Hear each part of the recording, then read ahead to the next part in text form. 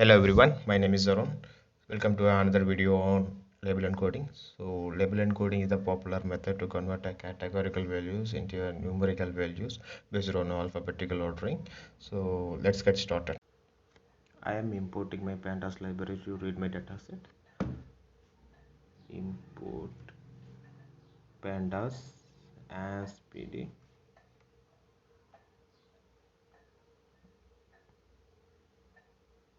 Once the library is imported, I am going to read my dataset. So my dataset pd.read csv. Here I am going to specify the file path.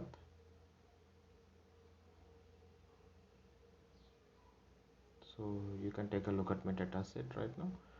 So my dataset has name, age, sex, columns, country. So country has a category of variables. Right now I am converting the country variables into integers. To convert these columns, we are going to use a label encoding. So I am importing the label encoding from the Sklearn library. Sklearn.preprocessing import label encoder.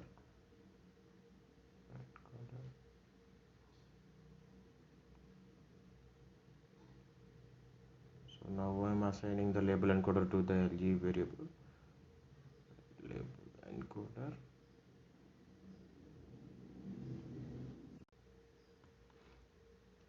Now I need to convert my country column into integers. So I am taking that at country column, and I am going to use the fit transform method from the label encoder.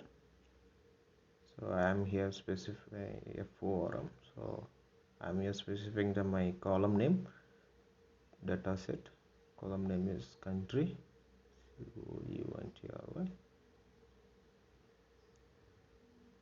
That's it. It is converted to integers. So you can take a look at the column right now. Dataset country. So here it is. You can see that categories are now converted to integers 210021. So now take a look at the entire dataset, D8 dataset. So now you can see that country columns are converted to the relevant integers. So now we can use it for any classification, modeling, or anything like that. So after that, when we need to convert it back to integer strings, we are going to use the inverse transform function from the label encoder, and we need to specify the country name, column name. So now it is converted back to the original strings. So now you can take a look at here. You can take the entire look at the entire data set. You can see that it is converted back to the original country names. So this is how we can use the label encoder to convert the categorical variables into the integer and back to categorical variables. Thank you for watching the video. If you have any questions, please do leave them in the comment section. Thank you.